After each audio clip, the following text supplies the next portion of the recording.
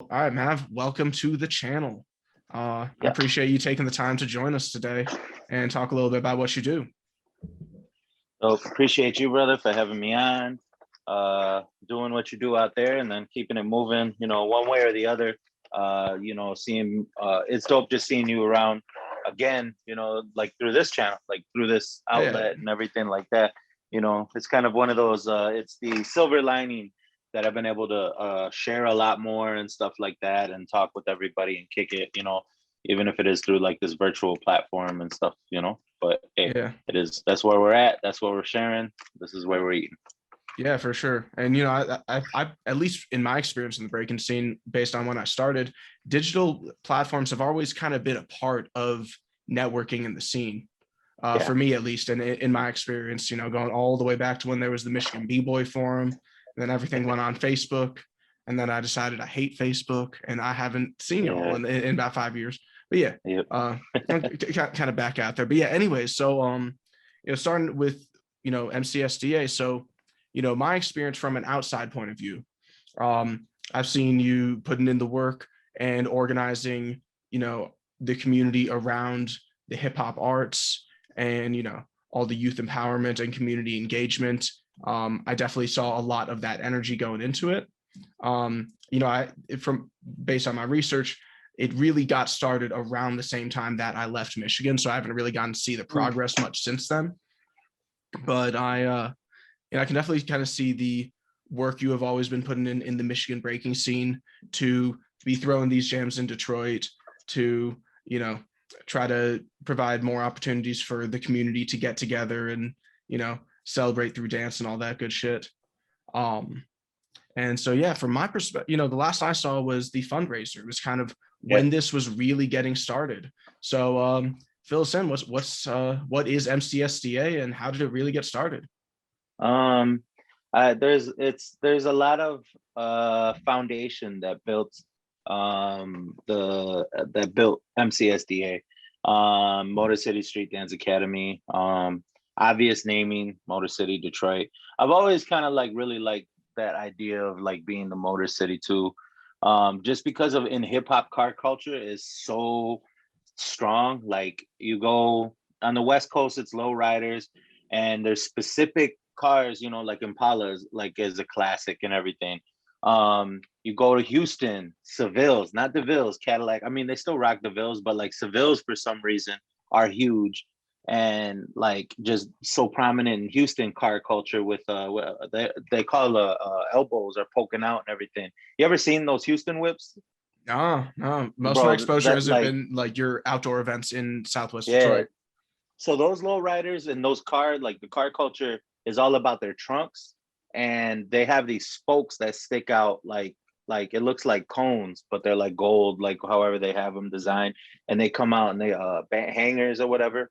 But and then like the Villes are huge, Cadillacs are huge in like Atlanta and the South and stuff. So it's like I always dug like the Miami or the Motor City thing because it kind of connected us to car culture, connected us to a bunch of the different sounds like or the different like scenes and stuff throughout the Midwest and or throughout the nation, and just different the way that cars were prevalent, like Jeeps and stuff are huge in New York for whatever reason, Monteros.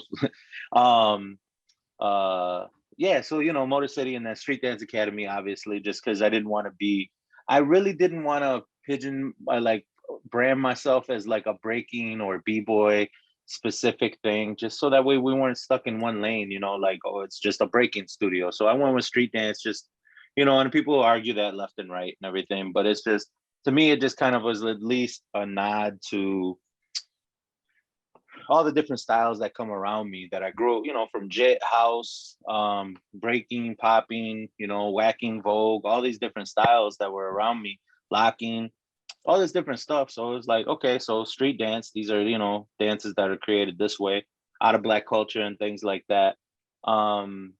And then the academy, just to be really focusing, especially now coming around to our 5th year, being an academy is a center for learning, stuff like that. So we wanted to be about education, that knowledge, representing the culture right, representing and making sure the creators of said culture are recognized and everything. You know, Black culture is acknowledged and respected, that it was created that way, from the music, the art form, the movement, stuff like that. So, you know, we got started. A lot of that, like, you know, the I guess the middle finger of me wanting to be like, fuck y'all, I want to start this, was teaching in academies that didn't want to respect that history, didn't want to respect breaking and stuff like that. Mm-hmm. And well, we don't want them to do footwork. What the fuck do you mean you don't want kids to? I'm not teaching footwork, like, you know, and arguing with these like white women who own the studios. And I think, hold on, I actually just had this. Because some of the work my interns do is like, go figure out the data of who owns these studios. 89% of the studios in the Metro Detroit area are owned by white women. And the ones that teach the hip hop specifically, those were the ones that I was like, okay. So that's Metro Detroit, and they're owned by white women, and, you know, and white or white males and stuff like that, white people. And it's just like, you know, there's some that we work with that are on the level and understand it and are for it. And then there's others that are just like, I don't see the big deal with it. And then we get into that whole spiel, arguing with them and trying to correct it. But so that was like my main reason, was like, you know, we don't get respected. Like, I don't get to bring in specific people to teach footwork. I don't get to spend a day, 2 classes teaching footwork technique. Like, that's it. Like, I want to work on tops with kids on Monday. I want to work on nothing but footwork on Tuesdays. And I own and operate the space, so I get to have that. So that was kind of like, I don't want to say negative, but that was like the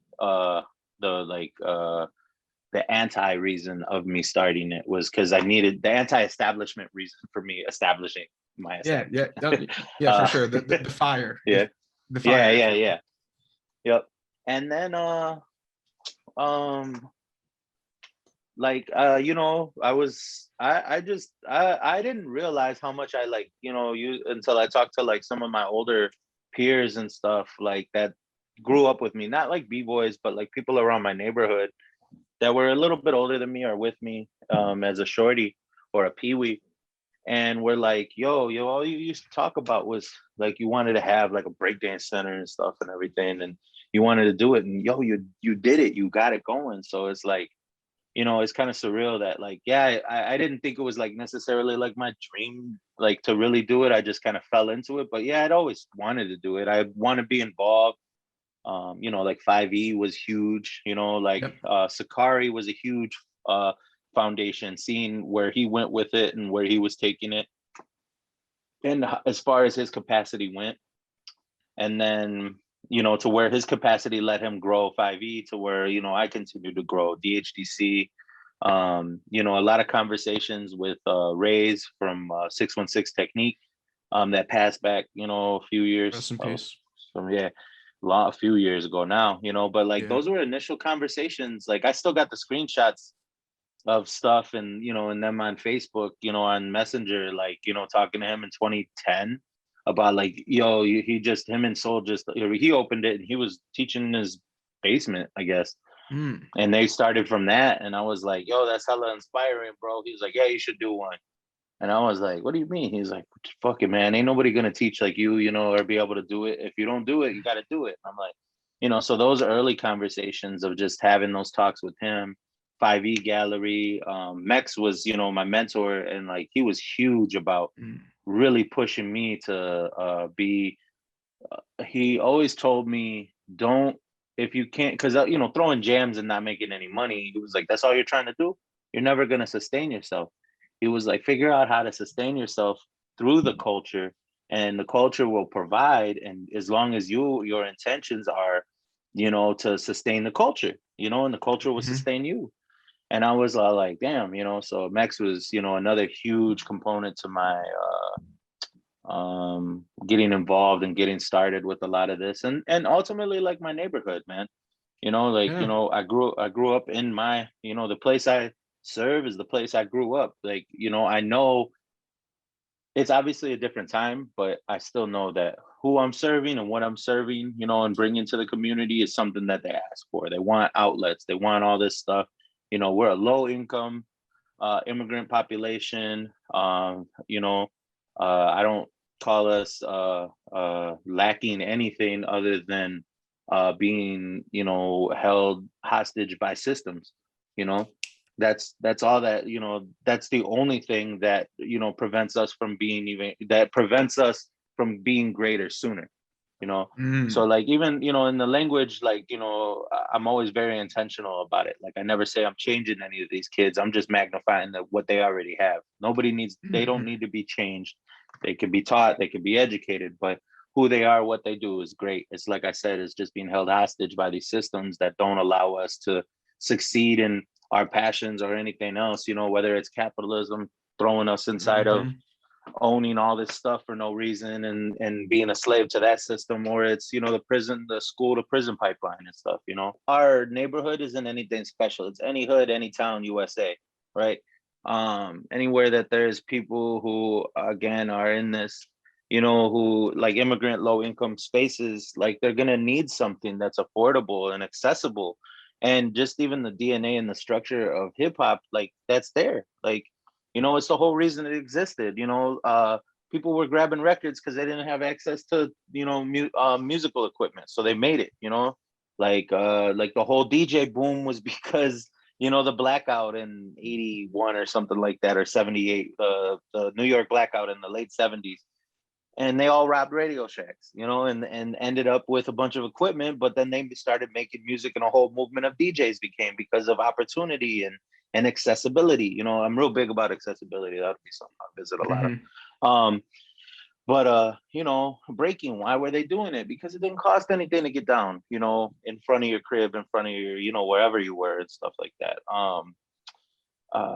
So it's like, it's why it's like natural for here. I gravitated towards it because it was just something I didn't have to, you know. I grew up pretty, you know, pretty hustling and struggling inside of, you know, our neighborhood, and doing what we could, you know, single parent family, you know, and even then getting in trouble, all that stuff, everything, you know, that the, you know, stereotypical I grew up rough, blah blah blah. It's like, it's almost like corny when I say it, like, because it's like you hear everybody had a struggle. I'm just like, yeah, I know, like everybody had it hard, you know. But it's, you know, I guess it's the common denominator is like, if, you know, you rise above that and you're in touch with it, so that way, you know, if you've healed from it, you know how to help others, you know, Mhm. and guide others through that healing. And like, one of those spaces I found was Breaking, you know. Like, again, everything that, like the way that I came up, it started before I got started with MCSDA. You know, I had my son at 17. I'm 35. I had him at 17. He's 18 now, and, you know, he's starting college this fall. Nano You know what I starting mean? college? Yeah, Nano Bro, started college, I bro. feel old. Okay. I can't Yeah. imagine how old you feel. Shit, man, I'm That- 35. I'm Hey, straight. no, I'm fucking with um, but no, man, you know, so it's like, you know, there's a lot of all this stuff. Like his mom, you know, she was and you know, their family, they didn't come up to Detroit from Mexico until like 89, 90. So, you know, his mom's from Mexico, immigrant woman. Now she's the COO of a company or an organization that's got like a $4.3 million budget and does refugee work, you know, like she's the COO Mm, of that, you know. So it's like, mm, you know, it just, you know, we come from this, and, you know, we don't push any of that on Emiliano, other than like, yo, we had to work, so you better, you know, like whatever you pursue, like do it. You know, it's not about, you know, we push him that it's not about just going to college just to go to college. It's like, you better go there with a purpose. Whatever you do, you know, be the best at it. You know, do what you do. You know, even if you want to do, you know, labor work and stuff like that, you know, cool. But you better be, you know, the best at that. You better put forth effort. You know, the work ethic is what we push on him. Like that, we really pride ourselves because where we've come up from, you know. And she grew up in an even rougher hood than I did. She grew up over on McGraw, like a couple miles north of me right here. And, you know, to come from all that, and then to be, you know, I'm an executive director of a growing organization. She's, you know, the COO of one. You know, hers is more established. It's been around for like 15, 20 years. So, you know, she's been doing work with them for a while. So it's amazing, you know. And you know, even through our split, just the co-parenting thing, you know, and us just being real, you know, like I couldn't ask for a better parent, you know, co-parent. you know. Mm. Like all things said and done, you know, that was the other part that was just that made my success, you know, available, was I took care of business, handled my responsibilities with my son, you know, and got moving. And then the more that we started realizing, like, you know, what she was fighting me about being involved in was actually something worth, it's like, you know, we got to this point where it was just like, yeah, we'd been separated, but it was just like this, both of us got to a space where the mutual respect for our organizations and what we do as professionals, and like we work together, like we service Mm. her organization, like I provide teachers and stuff like that. And these are refugees, like these are like, you know, that come in and everything, and you know, that go through that refugee system, and like they're shell-shocked kids, shell-shocked people, like PTSD, like there's scars on them, like they watch the worst of humanity happen in front of them, and the least we could do is provide them with hip-hop, like, you know, aside from whatever all the amazing work that they do over there. But you know, so it's like that's what kind of like, you know, ingrained and raised all this stuff that we do with, you know, MCSDA. And you know, once we got you know, that 2015, you know, all of those things, like even before we were running these organizations and stuff, we were involved in our neighborhood in this way. So that's kind of always been in the DNA of what I do, is like, how do we really change, or how do we do, you know, something worth leaving a legacy, leaving an impact, you know. Mm. Like I guess that was like my biggest fear, like it wasn't dying, it was being forgotten. Mm. Like, you know what I mean? Like Yep. it's Yep. always been like, you know, you just die, and then, you know, they say you die twice, once when you take your last breath, and once when somebody utters your name for the last time. And it's like that, That's I don't know who powerful. told me that. One of my elders around here told me that, freaked, scared the shit out of me. Like I was just like, I don't know why, but it was like, that's it. Like, and then you don't exist anymore. And I was just like, it was like looking into an abyss for me. I was like, bro, so I gotta do something. and Yeah. and Yeah. this breaking stuff fell, you know, and everything. And you know, I did what I did, and we got started, you know, right around that time. I basically quit my job to get started with MCSDA. Like I saved up some money, I made some moves to help finance it. That's the what I'll say. Yeah. For sure. You know, things moved some stuff to take care of, help financing the start of it and everything. So then, you know, I got to a spot where just people were telling me I needed to do a fundraiser, just even if I didn't need it, to do it, because there will come a point when you were like, damn, if I only had like $1,500 more, $2,000 more, blah blah blah. So I got started, you know, quit my job. Like I came back from freestyle session. It was the first time I went Mm. to Venice, was Ooh. in 2014. And I don't know, man. I looked again, just big body of water. Like I was looking at it, and it just was like this really, it made me feel really small and reflect on that not being forgotten idea. The thing like that, like leaving a legacy. And I was just like, this is so big. And I thought what I was doing was big back home. I was like an operations manager for shipping and receiving company and corporate world thing. And I thought I was big shit. And it was like, I'm looking at this body of water, and I'm like, the next thing over there is Japan. And I can't even begin to see it. Like I wouldn't even be able to make it in my strongest form. I wouldn't be able to make it to the next body of like land out there. And like that was just really humbling. And I was like, I got to do something more. And then being around everybody, Mm. man, the last, like that other foundation was, I was around people who were, I was working all these hours and I wasn't in my son's life. That was wild to me. I'm giving him everything he could possibly want except for my time. And Mm. that's the one thing I know I can't get back. And the one thing that I sit there like, man, I wasted a couple years busting my ass for nothing. Like for him to have stuff that he didn't even play with, for what? Because I didn't have it, and I thought that was gaps, you know. And so, you know, therapy will teach you all that shit. You figure you're unpacking all that, and you're like, oh, that's Yeah. why I bought him all this shit, because I felt like I didn't have it. So it was like me healing. It was like, you know, that whole spiel. Yeah. Yeah. That And shit. yeah. And so then, you know, the next thing that I do is, you know, I quit, and it's wild, man. I quit, and I came home because I was seeing everybody loving what they do, traveling. Like I seen artists, and like they didn't have as much money, you know, but they were just happy. I seen people that were happy. And I was like, damn, like I come home angry, frustrated, taking it out on him. You know, I'm taking it out on my girl at the time and stuff and everything. Like, damn, man, like this ain't cool. Like, quit my job. Yeah, shit was hard. I was eating a lot of rice and beans, you know, for a couple years and nights, you know, but I was also living pretty good too. You know, things would come through, and it just what it gave me more than anything, man, is like I would be like, oh, somebody's got to cover this class on this schedule because I got to go pick up my son, and then I need an hour to spend with him to make food and get his homework started, and I'll be back by 5. I'm deciding that. Yeah. I'm deciding to be that with my son, and nobody can move me around. And I was like, damn, this is great. And everything's been my quality of life has been through the roof, man. And it's like, no, I don't make like a lot of money or anything like that. But, you know, when I quit back in November of 2014, that was the last time I worked a day job. That was the last time, you know, that was the last time I worked. That was when I clocked out, like for that last time, like in November or some shit in 2014, like that was it. That was the last time I clocked out. I do put in I put in probably triple the hours that I do with there than I do here for less money, but I love what I do, man. Like I had to spend 2 hours one day going shopping for records and go pick up spray paint and pick up shoes for the kids. And I was like, this is the most hip hop shit I've ever done in my life. And this ain't even my money.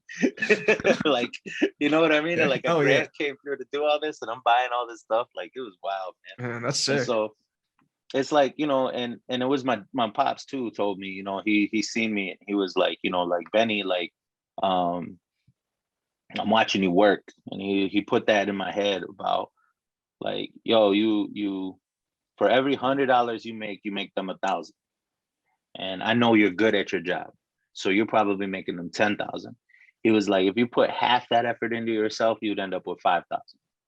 So you need to invest in working with yourself, for yourself, and towards something you want to do. Everything is going to be towards you, and then I went to LA and then, you know, Venice and all that other stuff, and you know, and then I was like, damn, this is all this is matching and coming together like at the same time. Came home, quit.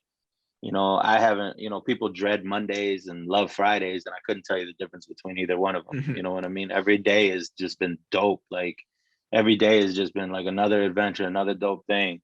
Board meetings, talking with people that are doing launching dance apps, working with, you know, like having, you know, like Royce being at my house, like, you know what I mean? Like, that's like a normal thing. You know what I mean? Like to see these artists and work with them and cross paths with them and stuff like that. And it's just like, it used to be so far removed. It was just shit you dreamed about, you know, and it's all here. It came through MCSDA, you know, and Mex was right. Ultimately, man, you know, I found a way to sustain the culture, and the culture sustained me 100%, sustain my family. Like, this past year, everything that I've been grinding for is for my grandkids. The way it's landing, like I'm like, shit, man.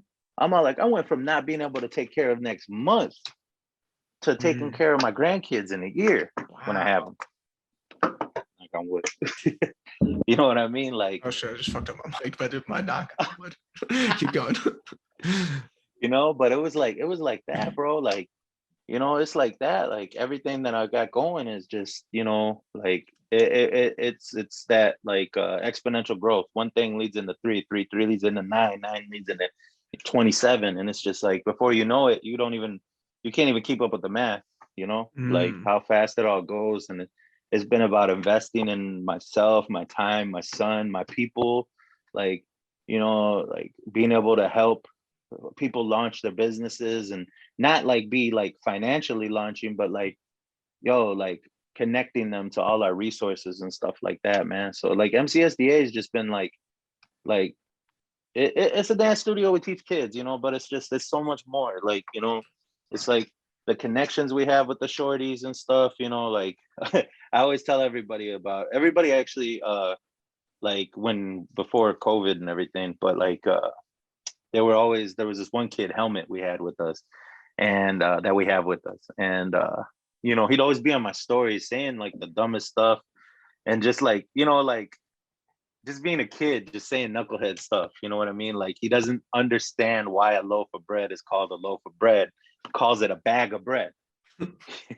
He's like, it's in a bag. I was like, but it's a loaf. He's like, but it's in a bag. So we had this whole like for like 3 months argument over a loaf of bread and a bag of bread and like all this funny stuff we would shoot and just cracking up. And like people come into the jam and are like, hey, what up, man? Where's the helmet kid I watching your stories? I gotta meet him. Like, and and it's like, these, not famous b-boys, but people that travel and stuff like that, they look up to, and they're and the kids, the people coming into town are looking for these shorties just being them. You know what I mean? And so it's like it's that, it's like we've got, we do all the hip hop programming like everybody else, but I feel like our just different thing is like it's like I said, I tell everybody is it's experience. It's not a class like coming in for an hour and taking a class. Like these kids hang out there, like I said, they don't have anything back home. You know what I mean? Like there ain't nothing back home for them to do. They don't have internet. They don't have laptops and computers and video games and stuff like that. Their older brothers got the PlayStation because they work for it and they don't share it. Like, you know what I mean? So they're just stuck in that world and coming up to the studio, and then the cool thing is then they start playing around with stuff and, doing all kinds of fun stuff. And it's just an amazing thing to see kids grow. And like, I've watched some of my shorties, from teaching at the park, to walking across stage, college-wise too, man. So that's what's it's up. been, 5 years, 6 years, So when I did the fundraiser back in 2015, I think that coming, because I don't know, when was that? What month was that? Let's see. Was it summerish? It was. Yeah, it was probably, it was summerish because I moved to Denver near the end of summer, and yeah. So I want to say like June or July or something. Yeah. So that October we shut down, and that was still 2015. We shut down. I shut down in October, and then I was a contractor and construction worker, doing rehabs and houses before I was doing the operations manager gig. And, it was all that paid off in the long run. Cause, when we shut down the studio, and that's when I began building it, and like my shorties at the time, Javi, Berto, Tyler, Malik, Josue, like those 5 kids were in high school. And they're all like 23, 24. Josue does all our graphic work now. You know what I mean? Like all the flyers you see coming out are from Josue. And I found him teaching across at the park, Tyler does a bunch of our like social media stuff and everything. My son does it too. Javi and Berto moved on to amazing things, are in college, traveling, doing their, one of them does like church work stuff and everything. But anyway, they all, they helped build that spot. They were there helping me, like, frame the walls, hang the drywall, like paint, do electrical. Cause they were like, as soon as we get this done, then we get to practice again. Like, and it was just that hunger. Like they were here every day after school. Like, you know what I mean? Like they were like in the crib. Like they would come because the high school that they went to was across the street from my crib. So they would literally come across the street and then come practice and stuff and everything. I practiced with them after I got back, and it was just like, okay, cool. And then we go to the studio, work for a few hours. And so I spent the next few months getting the space together. And then, and then it was together. And then, so that was probably from October to June. It took me, because I pretty much did everything myself. I did it with help from some people, but it was pretty much that. And then, we ain't looked back. We really have not looked back, man. Like, for me to say 5 years went by from June when we opened, I'm all like, damn, that blew by. Like 5 years, like it's been 5 years, like shit. I'm like, damn, now I'm saying that, I'm like, man, I gotta do something. Do something special for 5 years. Well, see, it's kind of interesting that this lined up this way, because I'm currently in school for nonprofit management, and to build what you have in 5 years, that takes a lot of juice. That takes a lot of energy and a lot of community engagement. It takes a lot to have built what you have in only 5 years. As a nonprofit, it's not easy.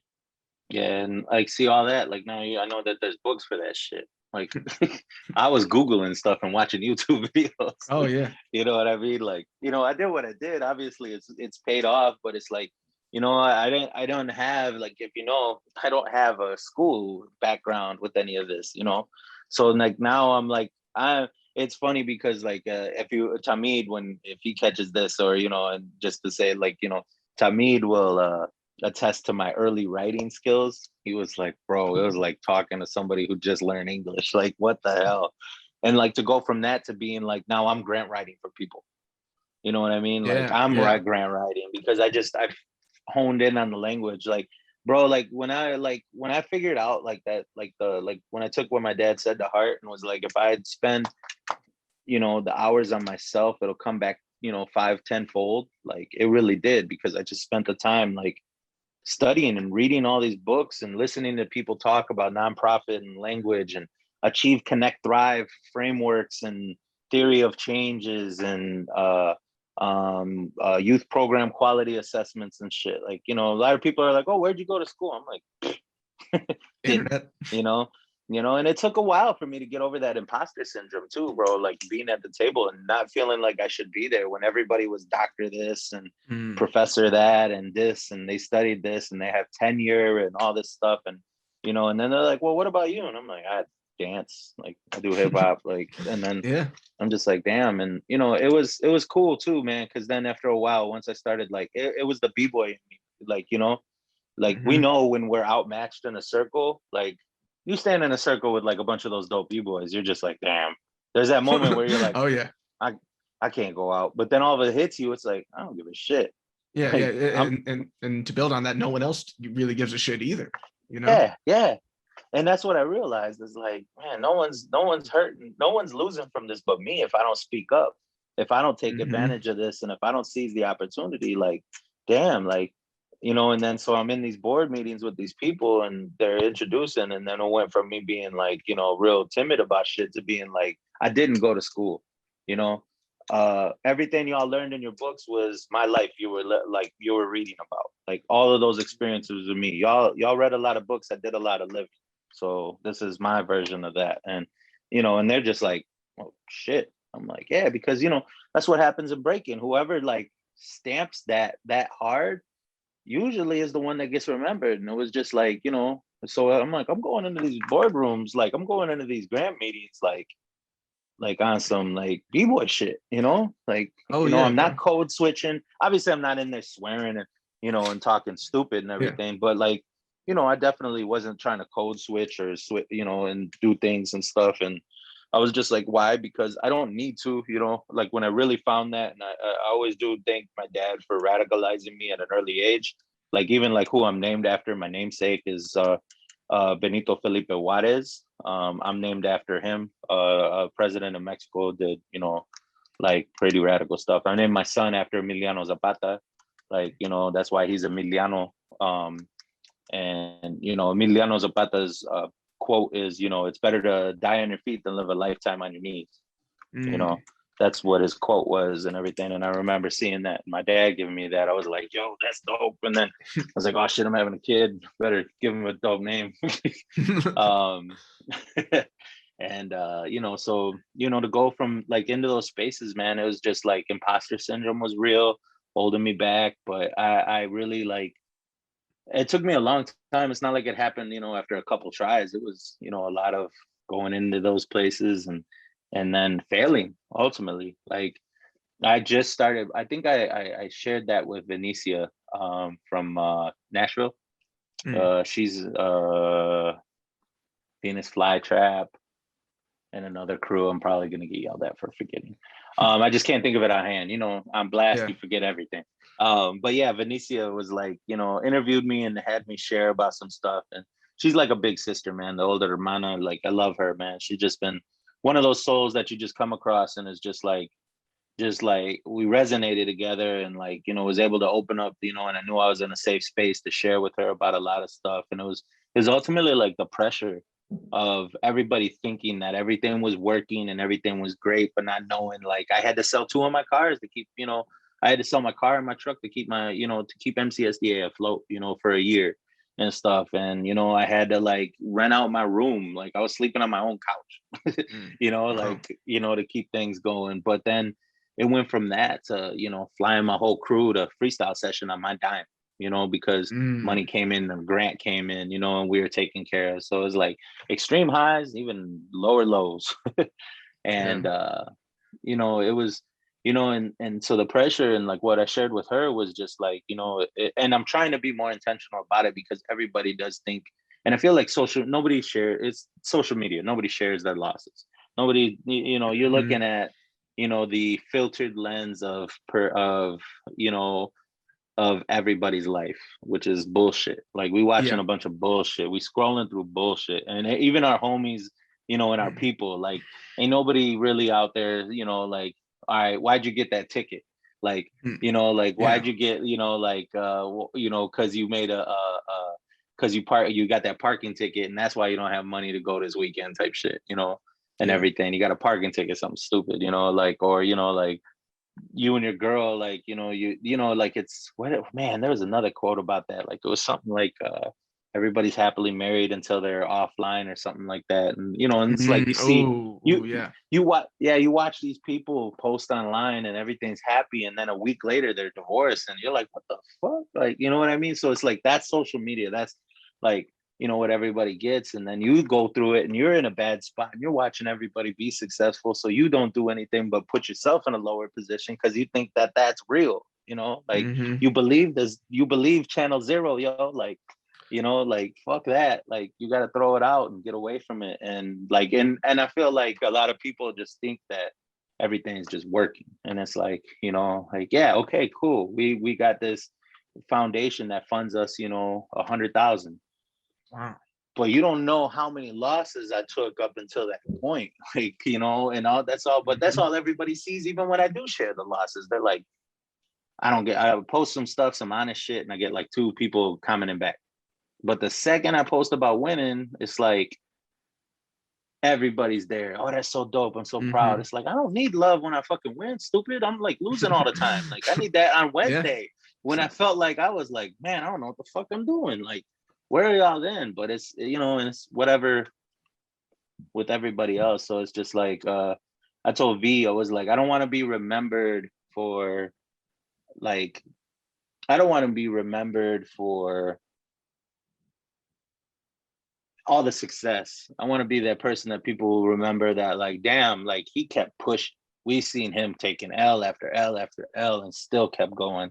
Like, that fortitude to make it through all that bad shit, like that's what he's like, and it's like, because we got to talking about like, losing my best friend Ryoji, like back to back, like my homie Lo from childhood friend and shit, like all within the span of 6 months or so, like 5-6 months. And it was just like, bro, like, and somehow I had to still pull together and like teach and do everything and stuff like that. And everybody's like, damn, you still like doing this shit. I'm like, yeah, bro, like I have to. Like now it's like a purpose, like, to represent and hold on to that legacies and stuff. So it's like V like kind of like pulled that out of me to like, yeah, this is where we're at, man. We're where you're at, Mav. You gotta let people know, more about that. And and having those conversations with her really helped, So Well, thank you for sharing all that, man. That's man. Yeah, so you touched upon this a little bit, but just any other comments on so actually one last just closing comment on your nonprofit stuff. In my experience, just from what I've learned, what you put in is what you get out with this type of work. And it sounds like you really, really put in a lot. You were willing to take a lot of personal sacrifices to make this work become real and become meaningful as soon as it could be. And so, yeah, to answer my little earlier question of how did you get this far in 5 years, you put in the fucking work and you took some sacrifices. Yeah. I boxed as a shorty, man, and my fucking instructor always my coach always told me, he's like, no one can take a hit like you. You ain't fast, but no one can take a hit. And I'm like, I'm living that. Fair enough. Shout out the Crunk Gym. That's what's up. Preach will know Crunk Gym. All right, I'll get Preach's take on all this. Yep. I know Crunk Gym. And I really appreciate that you're kind of speaking on that b-boy energy, that kind of fuck you energy that Breakin gives. That because like I found that manifesting a lot in my life in different ways. I'm not gonna go on about it because this is your platform right now, but like that fuck you energy from Breakin is very powerful and motivating to try to just do the right thing. You know, it teaches something I think really valuable. So yes, especially if you get it to deliver on the right spot. You know what I mean? Like if you know you're just running around doing that to everybody, it's one thing, but you're doing it, you know, like what, like you gotta, you know, it's used, it's bottled and saved up to use on those spaces where you need it. You know, when you are being oppressed and everything and stuff like that, like, you know, and even to the b-boy world now, like I have this, you know, like, you know, my son, he was the one who pointed it out, because we were just like looking at like this stuff with, you know, with Excel, with, you know, Crazy Legs, with like, you know, looking at like thesis, like all these names getting dropped with all these people. And I'm all like, I never worked with any of them because I feel like I've always been very good about vetting and stuff like that, who I bring out and have associated with, you know, me, my brand, around my shorties. Like, you know, that's probably like the biggest thing. Like, I got a responsibility of these kids and their innocence, and I don't want, you know, so like I take that serious as hell, like, you know, and responsibility of keeping them safe and stuff like that. And you know, and it was just like, you know, and then you just coming out with all these idiot racists and stuff, and people like the closet racist, quietness, subtle race, not subtle, but like the it's not racism, it's, you know, I can't think of a word for it. gaslighting. Yeah, gaslighting, and like where it's like it's not overtly racist, it's like subtle racism, quote unquote. Like So like racism. like microaggressions, there we go, like mad Yeah. microaggressions and stuff and everything, like, but like that are like steeped in hella racism, like how you gonna say it, you know. So and it was just like, man, I don't want these people around. Like, you know, you got these guys like, you know, boosting up Ben Hart. I don't know if you were around to catch all that. No, No, that's I've been a I'll let little out of somebody it. else tell you that. Okay, I'll let somebody else tell that story. But the cliff notes is old white guy that gets brought in by brickheads, mostly low, very similar to my neighborhood. Like they didn't bring him in; he somehow connected with them, and brickheads took him in to like show him and teach him, like any else of other of us would have. All of us, I would have done it 100%. But like, yeah, man, come session with us. You know, this is so dope. 65-year-old dude getting down, breaking. Oh, cool. Battled him, talked with him, supported him, shared his work. And then he starts talking politics. And this dude's an avid Trump supporter. He was like a writer for Reagan or something like that. Like straight up, like this dude wrote for Reagan, like wrote things and supported things. And he's like in pictures with all these like hella right-wing, conservative ass, like racist people, like not even on like conservative, like I'm talking racist, like real far right, like type stuff. You know, the language of those illegals, and you know, and celebrating kids being in cages, and blaming it on that, you know, everything you could possibly think of, Sander, like everything you could, like that dude says he wrote a book about how Islam was as a terrorist, how Islam is a terrorist religion. Like he has a book on Amazon, like straight the hell up. So I did work with Stance, and I was still like, you know, everything's cool, Daniel, I dig it and stuff like that. But guess who shares them and stuff like that? After we're all like, all this is out for a year or so, and we're like, fuck this guy. Yeah. Stance shares him and like posts them up, and like we had to start tripping at Daniel and had to start tripping at everybody. Was like, yo, what the hell you doing, bro? Like, fuck this guy. So he took it down and everything like that, because this is this is the Trump era, like that, like middle of like all of that going on. And so like they removed them down. But it was just like, see, this is why I don't want to fuck with Breaking, because you got idiots who like, you should know better. I shouldn't have to check you about this shit.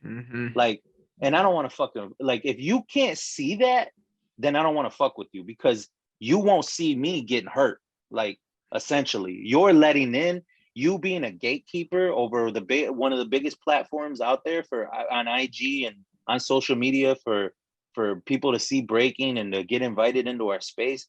You're not covering my back.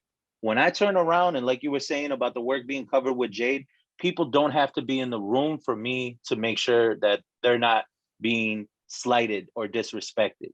Like, Oh yeah. Oh yeah. that showed me the complete opposite. And this shows me, like, as I get going with more of it, it just showed me, like, I can't trust these people. Like, they're the same people who are like, you know, Sandra, I've been to court 8 times for 8 different families because of immigration issues. And you want me to let this fool in the Cypher with these kids when he's he's voting for the Wow. people to oppress them? And like, fuck that. So like, Yeah. it got Fuck to that. that point and hearing all these people's opinions, and I'm just like, see, this is why I have my own money. And to back to the original point is, I can be a b-boy about it and be like, fuck you, I don't need you here. Like, I don't want you here. I don't need you at the jam. I ain't hurt over it, because I'm more focused. I'm more worried about my energy being put into the people who are here that are actually about love, that are actually about supporting each other. Mm-hmm. Like, I want my energy there, not worried about talking shit with you and everything. Like, that's wasted energy. That's wasted time. I'm like, I'm not losing any of that anymore. That's my biggest investment. So I'm sure as shit not losing that. I'm going to spend it on y'all. Like, you know, the people who are here that are represent for everybody and that are represent correctly. So it's like, you know, that same b-boy mentality where it's just like, fuck the scene. Like, I don't care. I don't give a Mm-hmm. damn who does what, where. People that are out there representing, but I have a small circle that if I throw jams and 50 people show up, I'm happy, because at least I know those 50 people are there for each other, not hurting. Somebody's in there hurting, you know what I mean? Like, it got to that point and you look at everything. So it's like the same way, like, I could do dope shit here. Like, I don't need any of this outside nonsense from y'all. Like, you got all these OGs being weird and stories coming out. How about piece of shit they wear BAM, you know, Africa Bambaataa and all that weird Oh yeah. stuff, man. Yeah. You know, so Yeah. it's like, hey, I'll exist on my own little planet here in Detroit because I got my own money, my own foundation, my own studio. I teach the way I want. You don't like it? Oh well. Like, it's the best feeling in the world, because, you know, you hear so much about, like, you whack, you a toy, you this, you that, and I don't give a shit about any of that. Like, you know, like, it really don't matter, because I got my stuff is so tight that I don't have to worry about anybody's opinion, because what you eat don't make me shit. Like, I'm just gonna continue doing what I'm doing. It's not gonna change anything about me. Your opinion, you know, like that b-boy mentality. Like, yeah, you throw around and you might have crashed, so what? Like, you know, it goes back to that. Like, that shit we picked up on the floor has value. You know, if it's translated. And this is where this one for me on these grant stuff was translating all of these values into core disciplines for, like, social emotional learning and positive youth development. Like, you know, I figured that formula. That's what I figured out. Like, you know, so yeah, I teach kids how to break dance. Yeah. Long story short, that's what you do. Hey man, that was awesome. Thank you for the most thorough answer I could have asked for. Yeah, bro. All right, so yeah, you already kind of covered the question of why hip hop, you know, and I'm sure we're going to be circling back to the theme of, you know, when we do this work, when we're talking nonprofits, when we're talking community engagement, why is hip hop so important? So I'm sure you're going to continue to answer that as we go along. So in the interest of time, I'm going to move on to the next part, which is, you know, being in Detroit, especially in Southwest Detroit, with a lot of the challenges surrounding gentrification that has been facing your community recently. Has gentrification been a challenge in developing MCSDA into what it is today? I've been in a hole because I can't afford this shit, because all these outsiders buying up all the good spots, taking all the good jobs. They're worried about Mexicans stealing their jobs. It's their damn kids stealing our jobs. I'm gonna clip that. Man. I'm gonna try to make what you said there go viral. That's like, fuck, man. But yeah, gentrification is huge, man. Been a heavy hit, you know, and it's dope. Everybody's on this wave of social justice and activism and being activists and shit. And it's like, yo, like, it's crazy because my dad's roommate in AA when he moved out to Grand Rapids in like 93 is Jose Chacha Jimenez. Ended up being my dad's roommate in like the late 90s. That's the founder and leader of the Chicago Young Lords. So I grew up in this. And did you see Judah and the Black Messiah? No, not yet. Okay. But anyway, so there's a part where I'm behind. Okay. I don't get at anybody about not watching movies. The only reason I watched that one is because the kids wanted to watch it. So we made it an event. So like, gotcha. teaching breakdance and history. Anyway. So there's a scene where Fred Hampton goes and talks to the Young Lords and the Puerto Ricans doing the movement and stuff like that, doing their movement. And the one that's speaking is Jose Chacha Jimenez, is my dad's friend anyway, and everything. So the point I was making is like from an early age, I was radicalized in this stuff. Like I understood gentrification because of Lincoln Park in Chicago and what happened with them being displaced and stuff like that. Like I understood it. I seen it. I was involved with people who fought and lost, who did time over it, who, really went to bat, and to be, and I'm not going to be like, oh, everyone on this wave, that's whack. I'm so happy everybody's more activated, not woke, activated, right? I like that term better. Yeah, I like activated. Woke is let the woke folk do dumb shit. Like, you know what I mean? The woke folk are doing dumb shit. Those that are activated, like we're moving, we're making things, we're active, we're doing things, we're making change, we're actively creating situations that are going to better generations beyond us, right? Active, like you ain't shit if you ain't active in the scene, like, on our side of things, on the Breakin side. But anyway, so, it's dope to see like all these people like active and all this stuff, more people more activated and being more involved in a lot of the social justice stuff and understanding trans people, understanding trans rights, understanding how, like being around other like Chicanos or Latinas that understand like our liberation lies in Black liberation.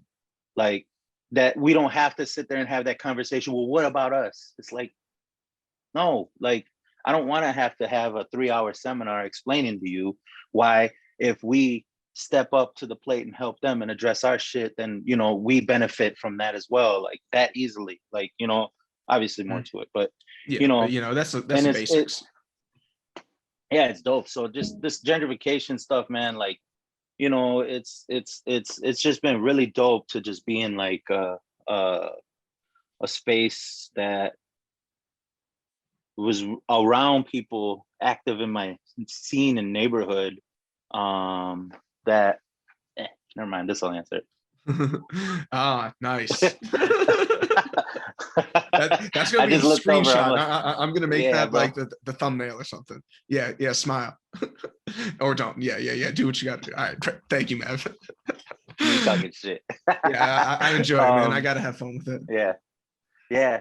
But that's my homie Bryce, Black African Bryce, like that's what he goes by and everything, and he's a mentor to me. Like I look at like a lot of I understood when I watched a lot of the neighborhood, the way it was being displaced and people being displaced. Like they didn't target Southwest Detroit because we had our community locked down a little better and everything like that, because we weren't as oppressed with the systems about things and loans and stuff as hard. So that's why they targeted Black areas and stuff like in Detroit, like Cass Corridor and stuff like that, and it got gentrified, and so all that sort of stuff. So to the point is like, it makes it hard to like go and target the people I want to serve. Like I don't want to hit the gentrifiers that have one kid that is well off and they can afford to pay. Like I'm trying to, like where I'm at, I'm trying to be inside of spaces where I'm able to serve the people that I know need this more and everything, and they're more than welcome to the table, but I have a priority of people to serve first, you know what I mean? Like, and that's my people essentially, and and my people meaning the people I grew up with, Black and brown folk, like that was my community. That's who I grew up around, and If it wasn't for Breakin, I would have never had any exposure to like Asian culture. You know what I mean? Like the first time I stepped foot on a campus was for Master the Art One. Like I was 15 or 16. MTA was the first time I ever went to a college campus, you know? So I'll tie that in later with the hip hop point about like hip hop, but we'll Yeah, stick for on the sure. gentrification thing. Um, um, all right. And you know, and like the first time I stepped foot out there, the first time I was exposed to like a different culture was like coming across Ben. You would probably remember Ben. Alvin. Oh yeah. Alvin, I'm trying to think what crew he repped at the time. Lunchbox Jam, stuff like Oh that. He yeah, was still around for yeah. that era. Lunchbox Jams. I So remember. yeah, Alvin was my first like Asian homie. You know, we just didn't have Asian folk around us. So like, you know, we went to, you know, I got to know him, got to know Filipinos, then he introduced me to other people. You know, I got a lot of Vietnamese homies out of that and stuff, and you know, so learned all these things. But the other part is like, you know, through all of those experiences, man, like it just showed me, you know, like the diversity. And it's like, yeah, we had a pocket and yeah, we had these things, but it just really, you know, they seen the segregation in Detroit that way. And they really targeted these neighborhoods, these Black neighborhoods, and made it, you know, complicated to purchase land for us to do that, to serve these people, the people being displaced throughout who would have had identities inside of this neighborhood. I mean, you know, my family came here in the late 50s, right? Late 50s, a block over. Like the house that they landed in when they got here from Mexico was a block over. You know, I'm still here over here, and there's not a lot of people that have that. I raised my son here. I opened a business here. You know, there's not a lot of people who have claim to all of that. They moved away.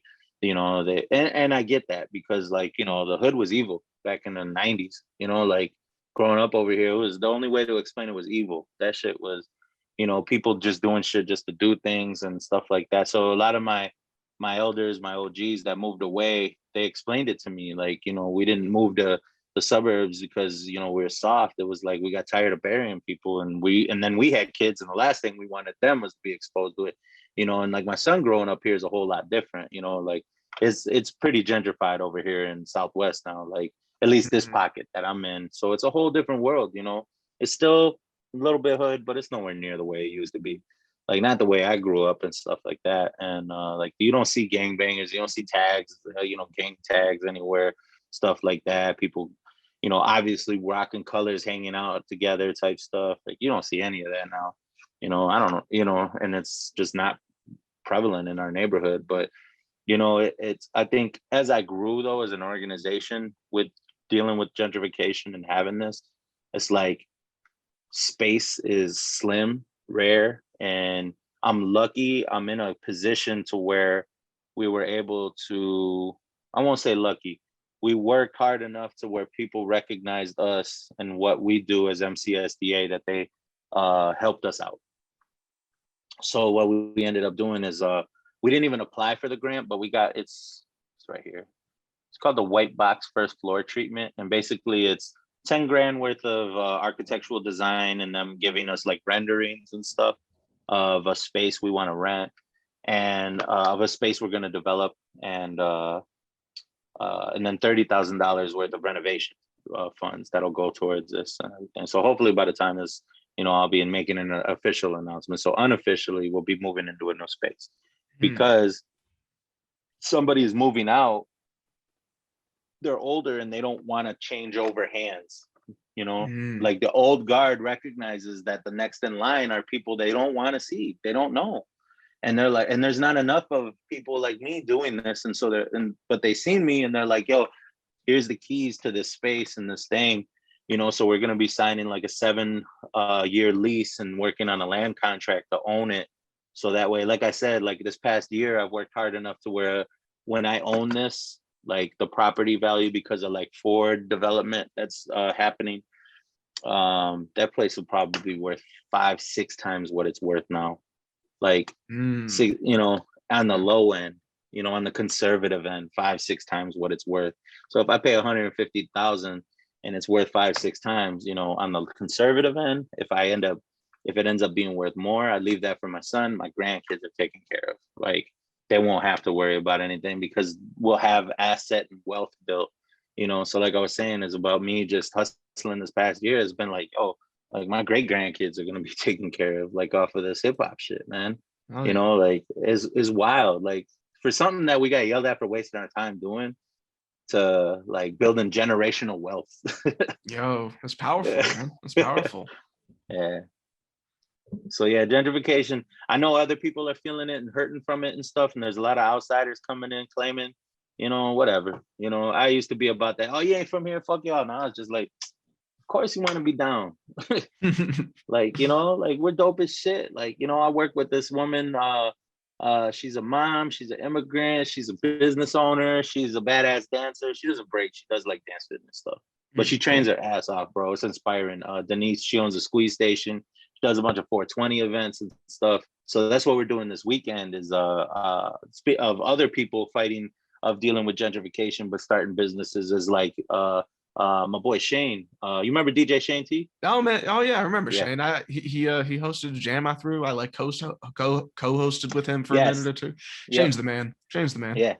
So he owns that higher learning company. That's his brand. And it's you know, sick, flour. sick. It's craft flour, bro. Like that's his Cool. idea is like craft flour.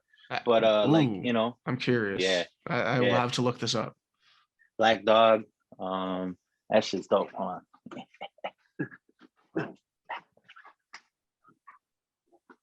Ooh, nice. Very nice. Man. Higher learning company. Hell yeah. So, you know, yeah, you know, it works on levels high, or you know, but obviously being educated about it and not just a knucklehead and stuff. So yeah, for sure. That's important. Yeah, Shane's business is booming and he's getting supported, and you know, he's half black, half Korean, and you know, but you know, as a black, you know, and person of color, half black, half person of color, you know, having a business and in like the marijuana, like cannabis industry and stuff, you know, is huge, you know. So it's like, but he's dealing with gentrification of that because it's you know, all these other, you know, like white companies coming in and opening stuff and causing all of this, you know, making all this money while we got people that are locked up for, you know, petty crimes, dime bags, nickel and diamond, and they locked up while these guys are on boats off of this shit, you know. Yeah. So it's you know, Shane selling is and having not just selling, Shane having a lucrative business blossoming right now and starting. It's beyond blooming. It's like blossoming. You know, it's huge. It won't be long before you start seeing that higher learning stuff like cookies. You know, hell yeah. Like it'll be there. I believe in it 100%, man. You know, I believe in him. He's about he loves what he does. He's another one that's just on the same wave, man. Working 60 hours. Yeah. You know, and loves it. But yeah, he's doing that. So it's like, you know, that side of things. It's just, you know, Denise holding down things and like, you know, there's all these other like she's a smoothie shop too. That's like the main thing. The squeeze station is a smoothie shop, but she's dealing with like other people opening stuff and she keeps her prices low because it's affordable. It's the same thing like with my classes, you know, it's affordable, it's accessible. We're not trying to, you know, rob our own people. Like, you know, we're trying to, you know, it takes a village, you know, so we all take care of each other. Denise hosts classes at my spot and brings people in. All these moms take these dance classes with her, and then she uses the spot for free, plugs all their kids in, they come take classes. So it's like, and then everybody's hungry and goes to her spot and gets smoothies. It's just, you know, it's like it's a village, you know, and it's just taking care of each other and stuff. And you know, and she's doing and holding down that stuff and everything. But this Saturday or this Sunday, check this out. We're doing it's 7 to Smoke, higher learning company, 7 to Smoke. So you battle in prelims. It's an open styles. So when you get to top 8, the 7 to Smoke, if you win, you got to take a bong rip. Where's my plane ticket to Michigan? Hold up. It's a real life 7 to Smoke. That sounds wild. I want to see how that goes down. And it's at Michigan Squeeze Station. You know what I mean? Denise is loving it. You know, I don't have any of my MCSDA stuff attached to it. I personally have my own money I earned that I invested into Shane, that I sponsored the event. So Sick. it's Mav-One sponsoring it on MCSDA, just in case any of people try to be like, you're using money for a weed event. Like, no, motherfucker, it's my money. Yep. Yeah. Oh man.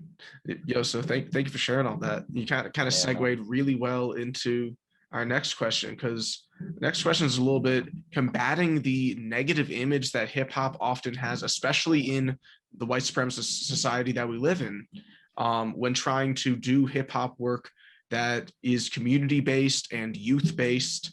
Have you found that you've had to combat this negative image of hip hop, and how have you had to do that? So this was one of them I sat with, and I figured out how to say it when you gave me the questions to think about and stuff and prepare better, which I'm glad. Hopefully that doesn't spoil it, like he's just dropping these on me like that. Oh no. I'm lazy with my cuts. I just kind of leave stuff in. People should know the work. Yep, cool. I used to be worried about it big time, and I used to have that language, and even in our mission of dealing with the stereotype of it. Now I switched it up to educating those that don't understand the culture. It's not about like, yes, there's stereotypes and they're negative, but it's not where I want to focus. I don't have to tell you why we're dope. We got to that point again, back to the b-boy mentality, is this is who we are, take it or leave it. And I say that to our white supremacy, the idea of white the idea of this is just a sidebar, just a language thing. I try not to equip the oppressors with the ideology or energy of white supremacy. That's an idea, a false idea of white supremacy, right? So it's like their idea of white supremacy and stuff like that. It's just like, again, I'm just real intentional about my language and stuff like that, because all that stuff matters. You get called stupid enough times, you start believing it. You say they're white supremacists enough times, you start believing that they're that they're superior for some reason. So it's like the idea, the false idea of white supremacy is what I get into about all of that. Like what I get to that. Anyway, off my soapbox. I hear you though. So like when I have to deal with the people who have this idea of the false idea of white supremacy, and that hip hop has this negative connotation. When I think about the old guard in Southwest Detroit, the old guard being the generation or two before us, like when I was a shorty, the people who were in charge basically fucked me over because of those reasons, because they were trying to co-sign and do the little tap dance for the white foundation owners and be like, see, look, we're, look at folklorico, like that ain't all we're about. Like, you know what I mean? Like, so I say that to these two parties. I am here. Fuck y'all. We get to do what we want to do the way we want to do it, to where I don't even have to recognize or acknowledge any energy into dealing with your bullshit, because I represent true hip hop, true, like, honest, integrity driven youth culture. Like, we're dope. We don't have to explain it.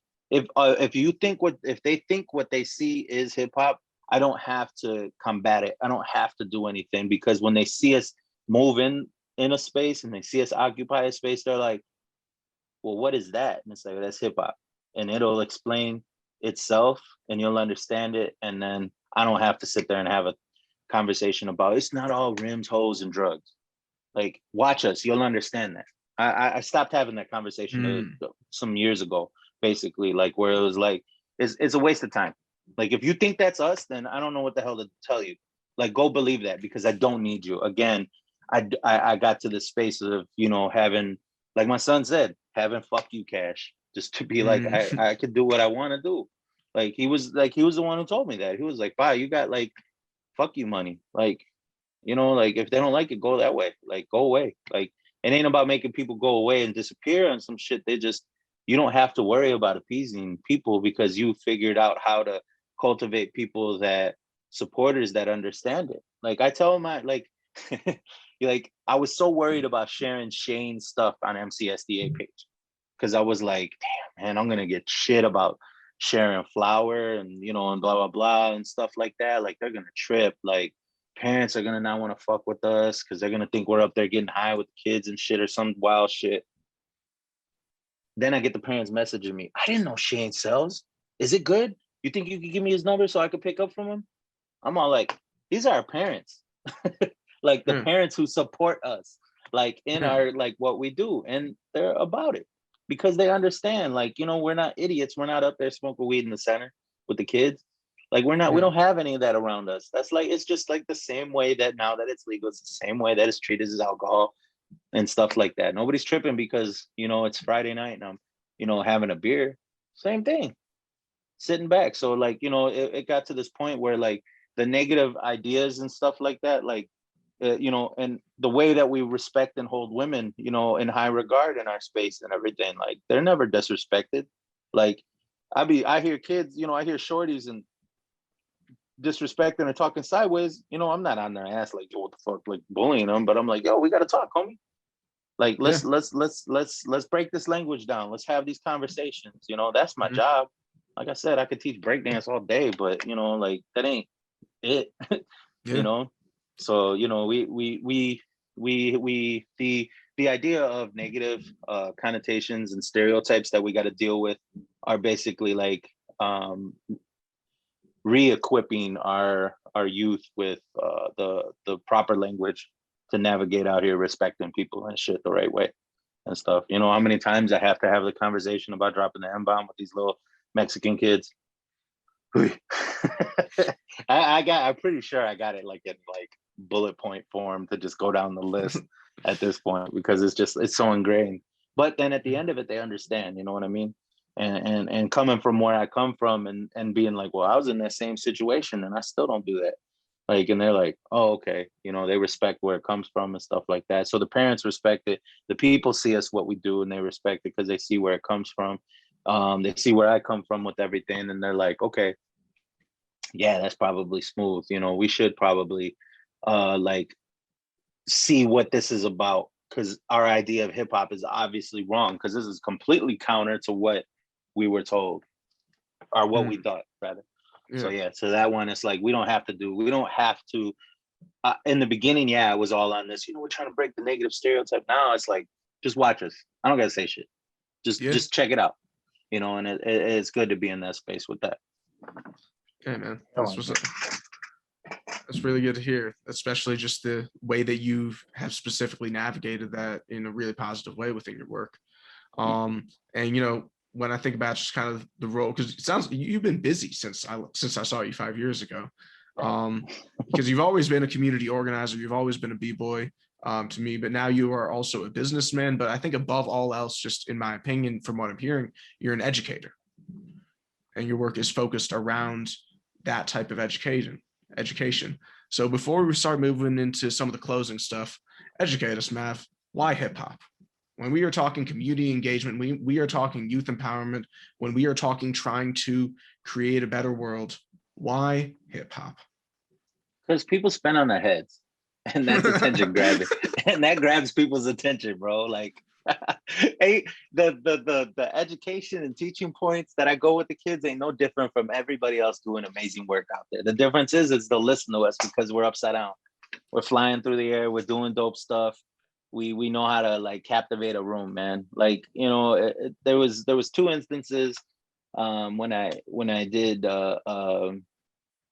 presentations, and one of them was I had my shorties, like everybody, they brought us up on stage and we were going to do a presentation about what we do, and one of them started talking and everybody was still talking and doing stuff, and I was just like, hold up, give it a minute, let them talk, let them get louder.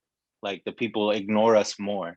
They're gonna think we're up here scared and not give a 2 shits about us. Let it happen. All right, cool. The other one, I looked at the other one, I was like, yo, do your back handspring to like a head, like you would back handspring, catch, drop, drill, and then catch a chair, like catch a chair. Just real clean, just ow, right? Did that, whole crowd got quiet, and then just started clapping and being like, "Oh my God." I was like, my literal next words were, "That's why y'all gotta fund us." Like, Yeah, no, it's like, important. like, it's and I do say that, like, when I say about like uh people doing amazing work, because they're doing it probably better than me about the education part and things like that. It's just breaking and hip hop is why, to that point, is hip hop is captivating. There's a reason why it's infiltrated every corner of the globe. There's not a place on this earth that you can't like mention breaking, hip hop music, DJing, or some form of like a graffiti or something like that, or tagging that isn't there. It's not it's picked up. There's a reason why it's hip hop is in its second formation as in hip hop. I always go back to, I don't want to say the original hip hop, but like that's hip hop in its earlier form was, looking at the Harlem Renaissance. Music, dance, art, poets and stuff, and writing. Yo, look at like, all these amazing artists and dancers and stuff like that came out of the Harlem Renaissance, and tell me that shit wasn't hip hop. Everything out of the Harlem Renaissance was hip hop. It's why the Apollo Theater was there, because they were doing it, and it was the same situation. They weren't allowed in white spaces. They weren't allowed in things. They're being oppressed. So they did their own shit to the point that it got recognized on a worldwide platform. And Harlem Renaissance. Fast forward another 40, 50 years, and the Bronx does it. South Bronx does it, and stuff like that. But it's not unique to those spaces. And that's why, because it resonates on a very core molecular level. This stuff resonates with everybody when they see it in this form, and not like it's got to be all like super dance hip hop shit and everything, like where you got to have a graffiti shirt and shell toes and stuff like that. But if you see people dancing, you're gonna gravitate towards that. You see people singing and rapping and having a cipher, you're gonna want to be a part of that. You're gonna want a part of that energy that's being passed around. It draws people in. It's spiral energy, bro. It's just gonna bring in round and round and draw in everything else around it and bring it up and spiral up and go up, and it's gonna collect and it's gonna gain momentum and go further than you thought. And that's why, because hip hop's been able to do that. So this is its next iteration, like in my hood doing it. Like I found it and I was able to grab it, and it was able to grab hold of me and go and bring me in with it. Then I was able to bring everything else with it, and so it's like, that's why hip hop, because the educator side of me is just, being educated around, as being, taught by a lot of my elders in the neighborhood, like Tawana Honeycomb.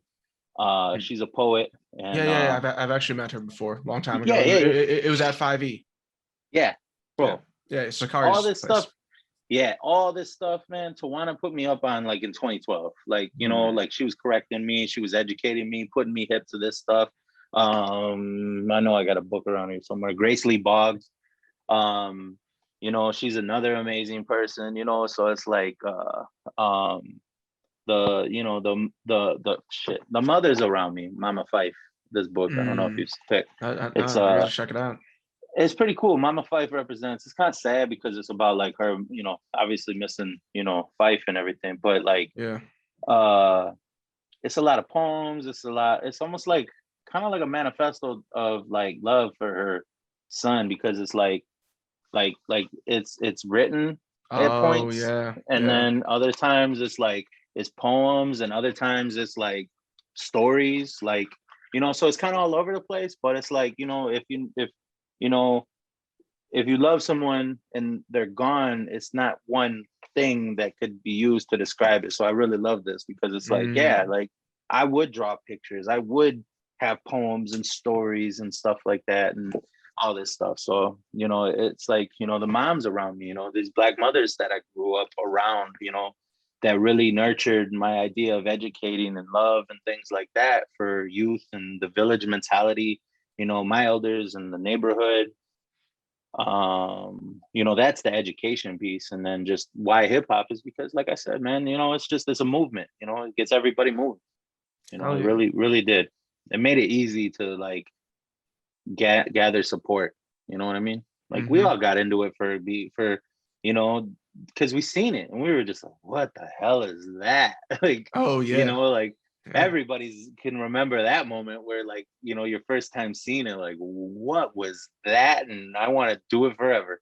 Oh yeah. No, I remember which Dumb Kids movie it was. I remember which scene in the Dumb Kids Yeah, movie. There's a mailman doing windmills, and my mind went, "What's that? Can I like learn how to do that?" like forever. Yeah. Yeah. That's why my homies laugh, because they're just like, bro, you still doing that shit? You used to do that in middle school. I'm all like, yeah, I still do that little breakdance shit. Oh yeah. No, if I run into someone who I knew in middle or high school, they're like, "Hey, do you still breakdance?" I'm like, "Yeah, I fucking breakdance. Why would I stop? This shit's fun." Like I love it, man. Like Yeah. I love that Poe One actually broke that down, and I use that analogy a lot of times. Was it Poe or was it Remind? I think it was Poe. I'm gonna go with Poe. Remind's a little problematic right now. Hmm. Um Remind's on some all lives matter shit. Oh, Um I have not been paying enough attention to that. yeah, Maybe that's a good that thing that I haven't been that's a following whole him. other, Okay. man. Just And don't meet your heroes. uh, Um that one. Yeah. yeah. And but Poe, it was Poe. He was all like, you know, when you're a kid, you break as a kid, you did moves that you didn't even care if they made sense. You were just doing it because it was fun. There was so much freedom. You were a boy, just exploring and being an explorer on the floor. You were just being a boy, right? So like, you know, Poe was like, I think he's like 55 now, but like at the time he was like, I'm 45 years old. Like this was 10 years ago, this interview. It always stuck with me. It's like I'm 45 and I'm still finding ways to be a boy on the ground. Like, and Mm, it's like that that's youth energy beautiful. with it and stuff. And I was like, damn. And then if you ever hear Poe's voice, he's got like the most like angelic ass, calm, peaceful sunset voice. Like it's always hilarious. Everybody's like, yeah, Poe is pretty chill. Like you hear him talk. Oh man, that's awesome. Yeah, and that is powerful. You know, I really I feel that's definitely had Yeah. some big impacts in my life and moved me to just kind of become the person I am today. So, Hmm. moving into the last few questions of our interview. And once again, thank you for taking the time to just talk about all this. It's really Oh just man. it's really awesome to hear all of this. So first of all, if somebody is listening to this and they want to support Motor City Street Dance Academy, how can they do so? The website motorcitysda.com. That's an abbreviation for Street Dance Academy. Motorcitysda.com.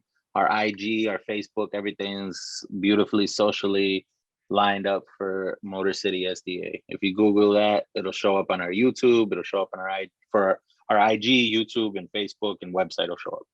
Yeah. And then people, if you do that, join the energy and the movement around this that is being discussed. So moving forward, what are your plans and what are the plans for Motor City Street Dance Academy moving into the future?